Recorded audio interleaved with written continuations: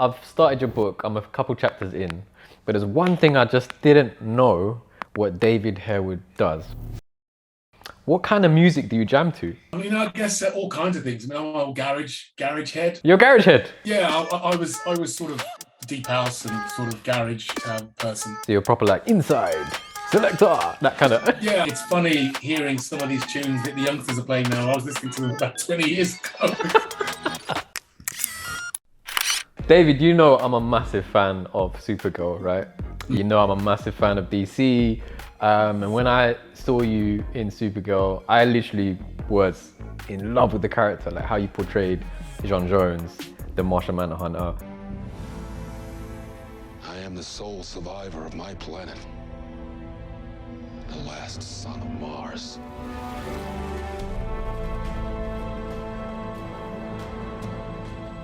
My name is John Jones. So I thought we'll play a quick little DC game. Oh, okay.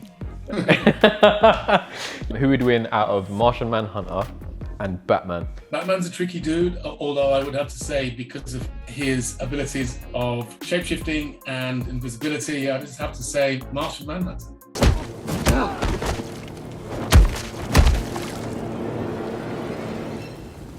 I'm vengeance. Martian Manhunter versus Aquaman.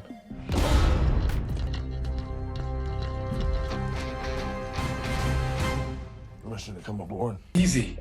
Martian Manhunter. Do I just drag the man out on the dry land and then that's, he's not going to do nothing. So, it's like a fish out of water, isn't it? You're gonna drag him onto dry land? Yes, and then drag him to Mars when it's hot and there's no water. Round 3, the boss level that gets really hard in the game, where you just can't get past it, right? Martian Manhunter versus Black Adam, The Rock. So I'm out to them. I'm yet to see his powers, but Martian Manhunter has many ways of winning battles. So I'd have to see, I'd have to see what Black Adam's coming with. Let me see what he's coming with, and then it's Okay.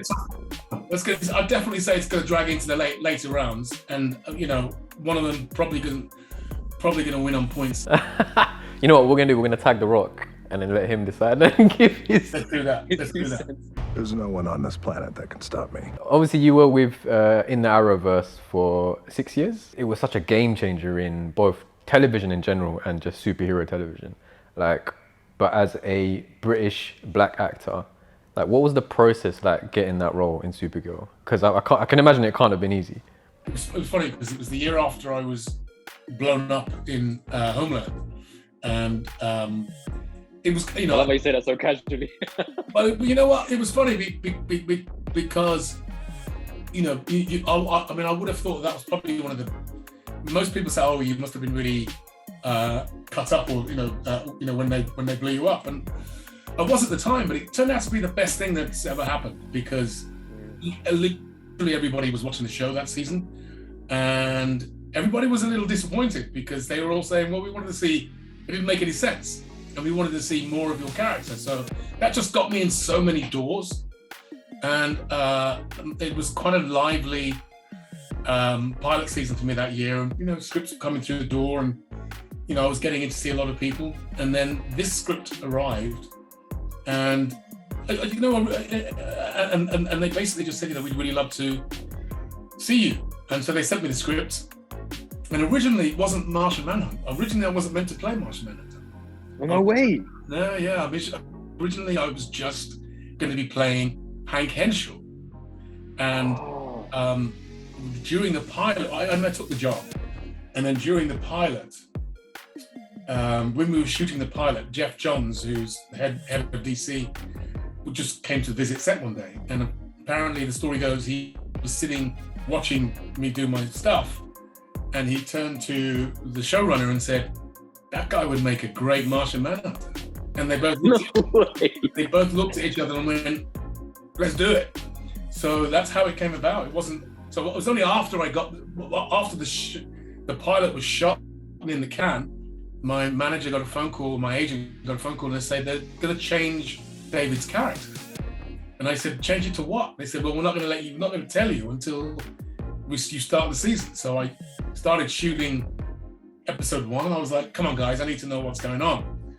And then they just handed me this pile of magazines, comic books, and said, this is the guy you're going to play.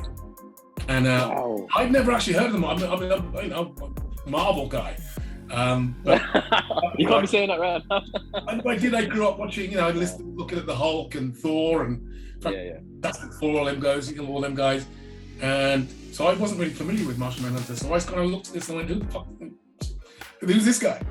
And I read the comics. They gave me literally a pile of comics. And Yeah, because he's in quite a few, even his solo ones, and when he's Exactly. So I read all of them, and I just thought, this guy's awesome.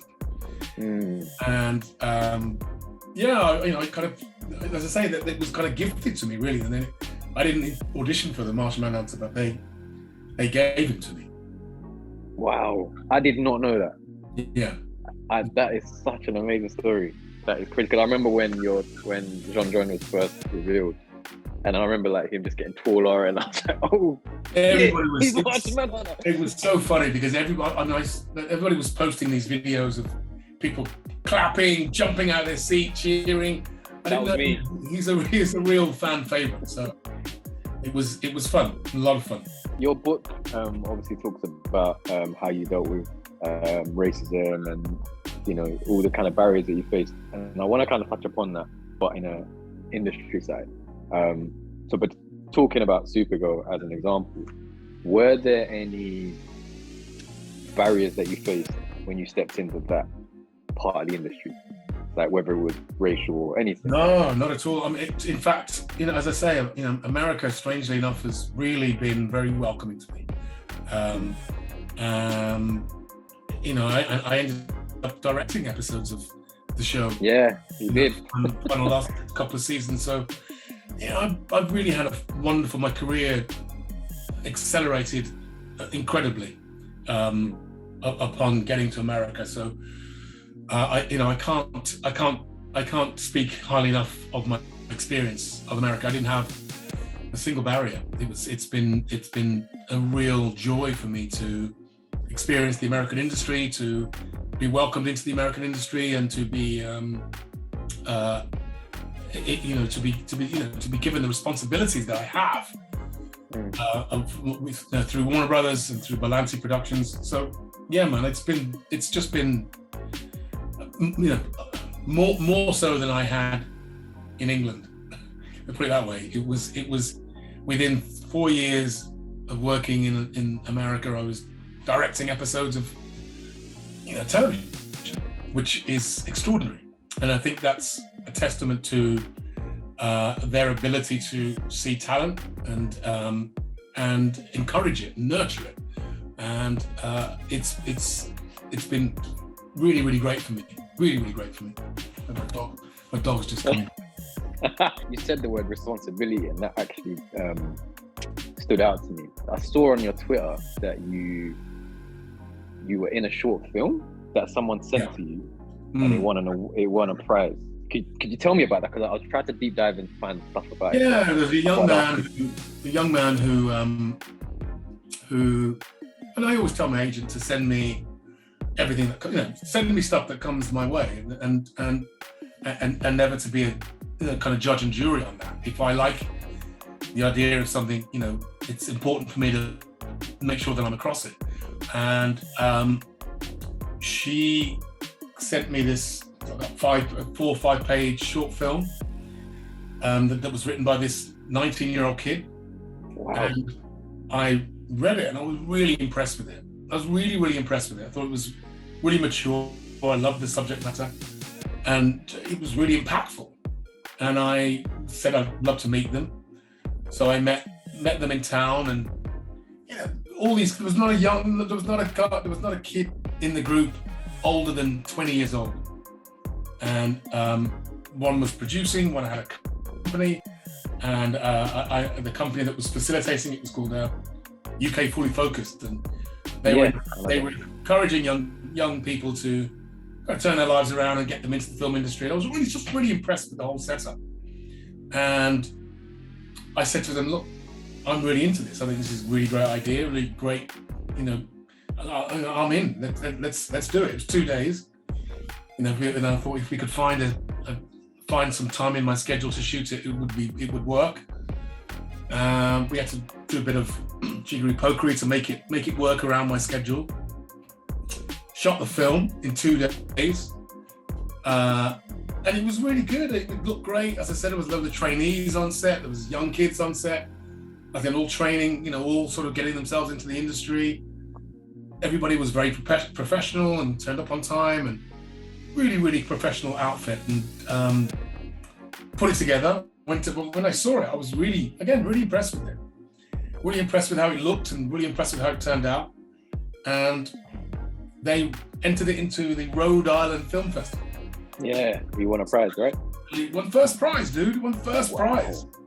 So, and obviously that speaks to the man's talent for writing it, and I guess an eye for seeing good stuff when you see it.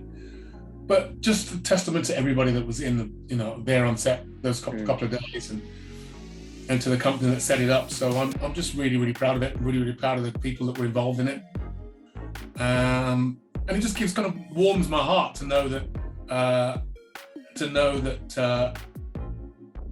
something like that can happen. That somebody can send me a script, I can see the beauty of it, see the talent of it, and then they can, this film can have an impact, and it has an impact not just communally in terms of the community, but it has, people are recognizing it for a great piece of work. So I'm just really proud of it, really, really proud of it.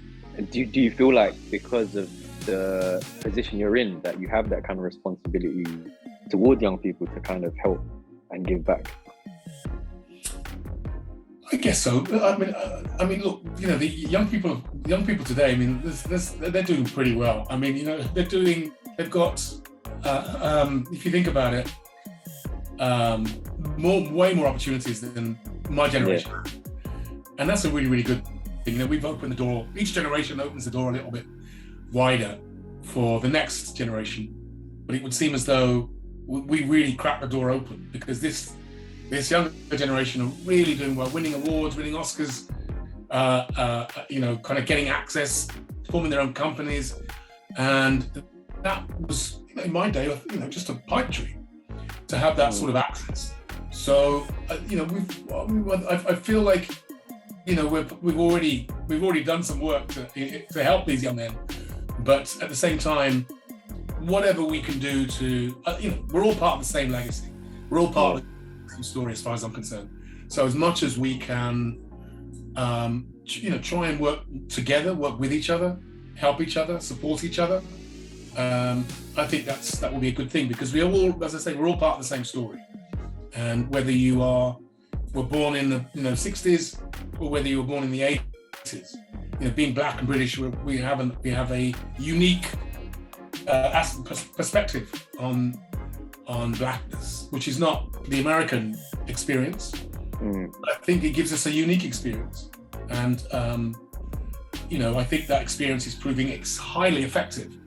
You've got young, as I say, you've got Daniel Kaluuya, John Boyega, now international movie stars. And again, in my day, that was, just wasn't possible. But the fact that, they are now successfully portraying Americans, and we're all sort of infringing on that space, which I guess is not always appreciated from certain corners of the American industry. But it just proves that we have talent. And like I say in my book, there's a whole chapter on that in my book, that I say, I thought this was going to happen years ago. And part of my frustration and part of my psychosis was as a result of that not happening, because I just couldn't deal with it. I was like, surely I can play anything. And the business was saying, well, no, you can't.